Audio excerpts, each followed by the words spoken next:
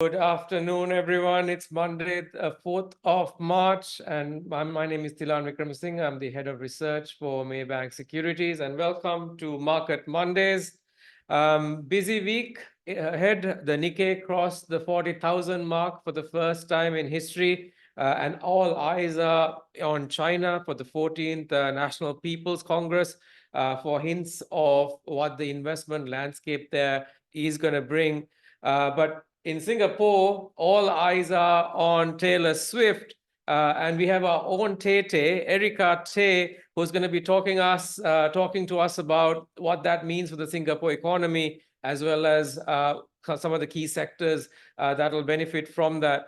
We also have Jarek Seat, our tech analyst, who's going to be talking to us about how the fourth quarter result season for the tech sector ended. Fairly mixed results. So he's going to talk to us about the good, the bad, and the ugly. And then we have Eric Ong, who's got a brand new initiation on Thomson Medical. And also he's going to be talking about his high conviction pick, COMFORTDELGRO as well. But let's first move on to the market movers last week. We did see all the US markets in the green, S&P up about 0.8%. The NASDAQ, very, very strong, showing up about 1.1%, largely driven by continued optimism around AI as well as NVIDIA. We did see the Nikkei also inching up about 1.9% last week, largely driven by the Japanese government making some official pronouncements saying that deflation is over. We also saw some of the Chinese stocks moving ahead as well, ahead of the National People's Congress, with some hope that there will be some stimulus put in place. Southeast Asia, on the other hand, was mostly on the red, Malaysia being the biggest loser, down about 0.9%. We also saw Bitcoin going past the 60,000 mark, up about 1.9% to close at 62,589 last week. Now, let's start with Erica. Erica, Singapore's been gripped with Taylor Swift fever right now. Wherever you go, you see fans everywhere. There's even a term for it, Swiftanomics, that gets mentioned a lot in the media. Can you explain to us, what does Swiftanomics actually mean? Hey, Dylan. Yes, so apparently Taylor Swift's tour has boosted tourism and other economic activities all over the world in the cities where she went, so much so that she merited mentions by central bankers such as the US Federal Reserve and the Reserve Bank of Australia for the economic impact that she brings. So wherever the concerts go, hotel and tourism revenues have seen an unusual bump. Okay, so there's a lot of this tour is actually making national GDP waves as well. So Singapore is the only venue Taylor Swift is playing in Southeast Asia. Also, we've seen quite a lot of other international artists coming to Singapore and choosing Singapore as a venue to hold their concerts. Have you quantified the impact of these concerts, and particularly Taylor Swift, on the Singapore economy? Well, Thilan, after COVID, we noticed that event tourism has become a big money spinner. So people around the world are more likely to fly to attend a concert or watch a sporting event and then tag on some sightseeing. So tourism becomes a byproduct of the event. So for Taylor Swift and other A-list concerts in particular, our back of the envelope estimates show that, if 70% of the concert goers to Taylor Swift's Singapore tour hail from overseas, and if each of them spends about 1,500 to 2,000 Singapore dollars on their trips, this would translate to tourism receipts of 350 million to $500 million Singapore dollars. Already late last year, we heard from travel consultancy Forward Keys that Taylor Swift's Singapore concerts resulted in a 380% rise in flight bookings from ASEAN to Singapore compared to the same period in 2019. Now, for Coldplay's concert, that led to a 241% spike in ASEAN to Singapore bookings.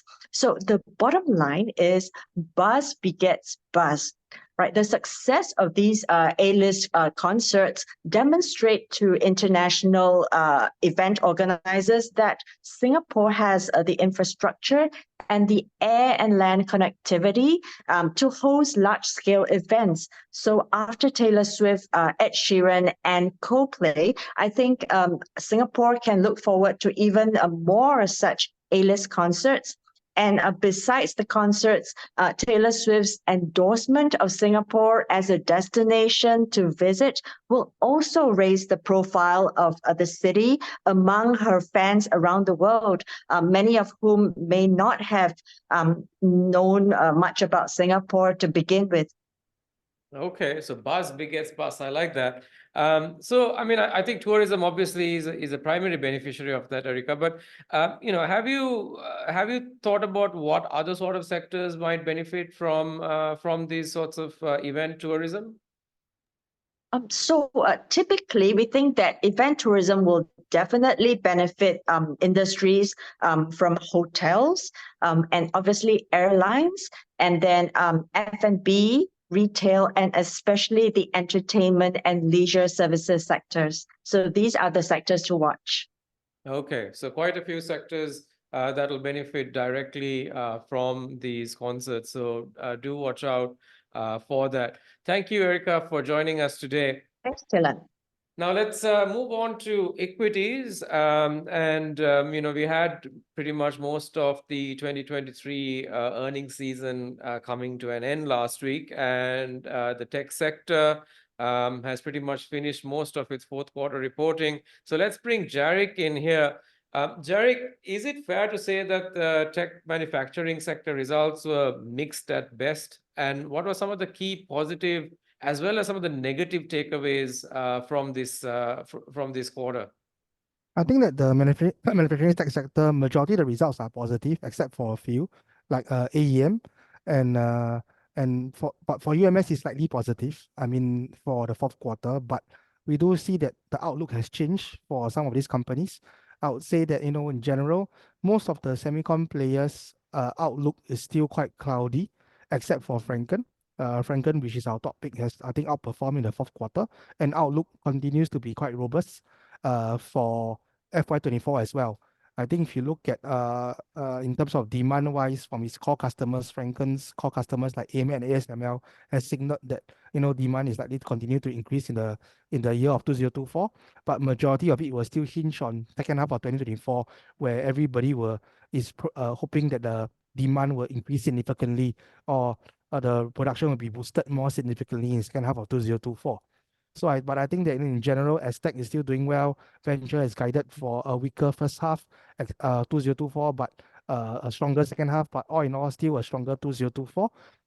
If you look at AEM, AEM is the only disappointing one, where you are looking at basically a very weak first half and a question mark for second half of 2024. Any potential recovery will likely only come in the fourth Q. For UMS, they are guiding for a better 2024, but we do see that there's some issues on them potentially losing market share with its core customer Applied Materials. So that would be something to keep a close watch on for 2024 as the quarters pass. But its ramp up of its new customer LAM is starting in March, which is a good sign. But they have not changed their total revenue guidance for this new customer. It stands at about $30 million US. Right. So, I mean, I do note that, out of your coverage, you did downgrade UMS from a buy to a hold, as well as you're keeping your hold on AEM. Is there any, as investors watching these names, is there any sort of, catalyst that you think would change your mind? Okay, for AEM, I think it all depends on when Intel, which is its key customer, start ordering machines, test machines and all from them again, and also components, ramp up in components demand. So basically, I think that, their guidance for now, even for the management, they are worried to guide, or they have no clue as well. I think it depends on the customer's forecast. So for now, we are waiting for more clarity on the orders. If orders do ramp up in the second half or even the second quarter, then yes, we might upgrade the stock, to a buy. It depends on also how much ramp up is there in terms of revenue. As for now, things are still quite bleak because it's quite cloudy. We cannot see any forecast. We cannot see any projections for 2024. That's why we are still maintaining a hold for now. But we do think that in the long term, AM will likely benefit from this upturn. It's just that when is the key question. Yeah, so we do think that, we have to wait for the orders to return, more visibility before we can upgrade the stock. For UMS, same thing. We have to see whether is there any potential, re-rating in terms of demand from the new customer. For now it's at 30 million, but let's say if second half is good, they revise up their forecast for the new customer, then, there's a potential revision there. Also, we have to keep watch on whether, UMS is still maintaining its market share for applied materials, or whether is it losing to competitors in terms of market share. If there is, then it's quite a big change in the thesis, right? Because for UMS, it's normally a 1+1 new customer, and then they will double. But if they're Right. losing market share for this core customer, then, it might not be a 1+1, it may be a 1 plus 0.5. Yeah, so you will need to keep a close eye on that as well. But basically, any, moving parts for this is what we will look at before we decide to upgrade or downgrade the stock. Yeah. Right. Okay. Got it. And then I just want to quickly touch on, I know this is not a tech manufacturing stock, but CSE Global, which is a systems integrator. You're quite positive on this stock, and what's kind of driving that? I think CSE, if you look at the last results, they delivered numbers that were ahead of our numbers, even though we are the highest on the street. So it shows the good, potential earnings growth that they have, and also on what they are doing. Basically, I think in the last 2 or 3 years, they have latched on to this electrification trend that's happening in the US. I mean, if you look back, the US government is pumping billions, trillions actually, into upgrading the grid and infrastructure for the whole US, right? For EVs and everything. I think you have seen the news. EV is not doing well in the US because there's a lack of charging stations, around the country. So the government is pumping in a lot of infrastructure to improve that. Not just that, data centers are growing in demand, and the US have a pipeline of data centers to build, especially for the key players like your Amazon, Meta, and also Microsoft. So if you look at data centers, they take a lot of electricity, right? And the grid has to be able to support these data centers. So that also explains the increase in budget for infrastructure. And if you look, not just that, there's a lot of migration happening between states. So the states have to also, increase the infrastructure in terms of the power capacity for even just water pumping stations, the power distribution centers. So basically, CSE is latching onto this trend, where they are getting a lot of contracts from just government agencies, government-linked units for utilities and so on, and also substations from Tesla, for example, and also data center contracts from, the names that I potentially mentioned before in the last 3 names. So we do think that, there's going to be, if you look at orders win, last year they won 1 billion of orders compared to 800 million in 2022. And if you look at order book has grown more than 50% from 400 million to 700 million year on year as well. So you are starting to see even more contracts that they are likely going to win this year from this electrification team alone. So basically, we are very bullish on this segment. We do think that, with the US government being very committed into upgrading their grid because they have to and they need to, and also because of the EV story that is likely going to start forcing all these guys to start installing more substation and chargers along the way.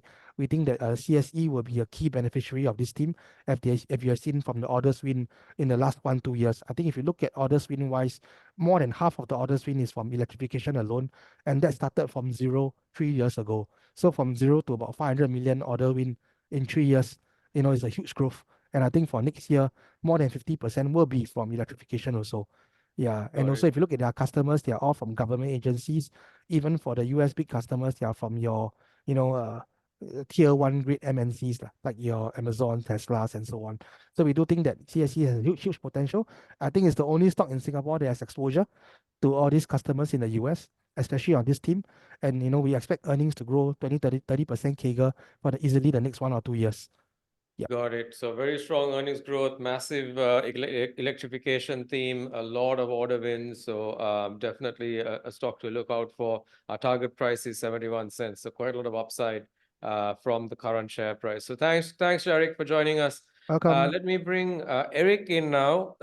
Eric, you've initiated on Thomson Medical. So, but before we dive on to onto your thesis, can you give us a brief intro on what Thomson Medical does? Hi, Dylan. Yeah, thanks for having me. I believe Thomson Medical should be quite a familiar household name to most of the investors here.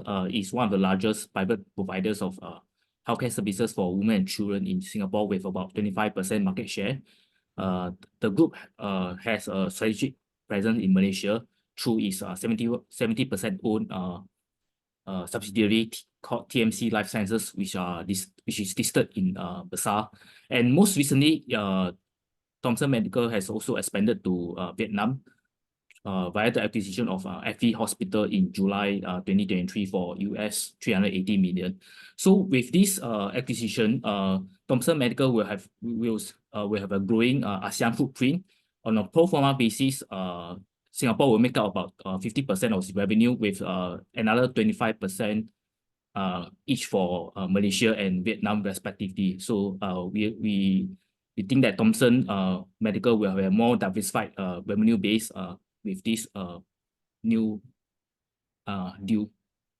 Got it. So diversified revenue base. Is that what's driving your buy call at this stage? I think for Thomson, we see a few key growth strategies, especially for this year. As we know, this year is the Dragon Year. So right now, Thomson is working hard to maximize its hospital bed capacity in Singapore, and expecting a rise in deliveries associated with the Dragon Year. So on across the causeway, it also has recently added a new wing as its flagship hospital, which will be introduced in phases.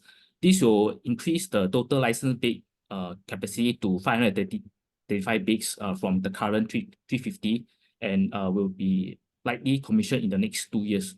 And for Vietnam, I mentioned just now that this will be the biggest healthcare deal to date in Vietnam, and the largest in Southeast Asia since 2020. And Vietnam is obviously the fastest growing healthcare markets in the region. And so this will also drive Thomson earnings this year. So for FY24, we'll see a half-year contribution from its Vietnam acquisition, and for FY25, we'll see a full-year contribution. So this will drive earnings growth going forward. Yeah. Got it. So one of the common sort of pushbacks I've heard is that the stock is quite expensive. What are your views on that? Yeah. Yes. Valuation for Thomson is trading at a premium to peers, but we think that this is probably justifiable given its strong portfolio of healthcare assets in the region, which offer high growth potential.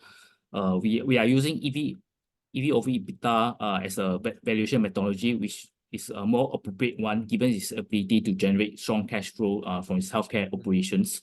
In addition, the successful integration of the Vietnam FE Hospital into the group will also help to unlock some synergies of the combined entity, and will drive robust EBITDA growth going forward. And for long-term investors, we think that TMG offers a rare proxy to its strategic assets that have significant presence across 3 of the region's most important markets in healthcare.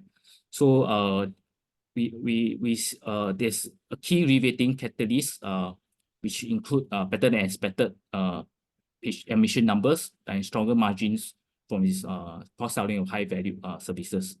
Maybe just also to point out that Thomson Medical has quite a huge plot of land in JB. It is currently embarking on a Thomson Iskandar Medical Hub project in Johor, which will house a 500-bed tertiary hospital and 400 medical suites. And we think that this will benefit from the setup of a Johor Singapore Special Economic Zone when completed within the next few years. And so that's the reason why we think that Thomson, despite its high valuations, will continue to trade as a premium to its peer average. Got it. Okay. And Eric, I want to switch gears and talk about COMFORTDELGRO at this stage. You highlighted that the results are pretty good for this stock. So how should investors, what should investors take away from the last results, and how should they position for COMFORTDELGRO? Very quickly. Okay, yeah. For Comfort, the 4Q results came in pretty much in line with our expectation. The net profit of 52 million was up 104% year-on-year. And without going to too much detail, I think the public transport segment continued to perform steadily, while the taxi and private hire is the key growth driver due to the contribution from its ZIG platform fees and commission rate, which was implemented last year. So meanwhile, the booking volume for Comfort remains quite stable at about 8 million per quarter, despite higher costs for commuters. So I think besides the earnings growth, I think for those who like dividends, Comfort has also declared a final dividend of 3.76 cents, taking full year payout to 6.66 cents. This represents a core dividend payout ratio of 80% of core earnings, up from 70% last year. So I think Thomson, with his strong balance sheet of 500 million, will continue to reward shareholders accordingly. Yeah. Got it. So higher dividend as well as growth. Thanks, Eric, for joining us. Now let's look at what Nick, the chart guy, is talking about today. Nick can't join us today, but I'm just going to quickly run through his technical charts. The first one is on the STI index. The STI has been struggling to continue its bullish bias after falling to make a new high, higher for high structure. But he thinks that there is enough buying interest at the support level, so that should actually keep downside risks fairly limited for the STI. So he's suggesting that investors accumulate on weakness. And then the next one, he's actually not seeing a lot of cheer with the IEDGE S-REIT index. He's saying that the recent strong decline on this index is actually nullifying some of the previous bullish bias that was there. He thinks that the bears have regained control and could actually drag the index down lower going forward. So that's something to watch out for and be a little bit more selective in terms of your REIT picks over the next few weeks. With that, we pretty much come to an end. Let's just quickly go through some of the upcoming events. With most of the results season down, we've got a lot of macro numbers coming out. The FX reserve numbers coming out on the 7th of March. Nodex numbers, hopefully we'll get to see which direction the tech restocking cycle is taking. That will come out on the 18th of March. And the industrial production numbers come towards the end of the month on the 26th of March. In terms of upcoming events, we've got a Malaysia-Singapore Tech Day tomorrow in KL. This is an in-person event, but we will have Jarek over the next couple of weeks to give us some highlights of what happened in that event. With that, we are out of time. Thank you so much for joining us as usual this week. See you next Monday and have a profitable trading week. Thank you.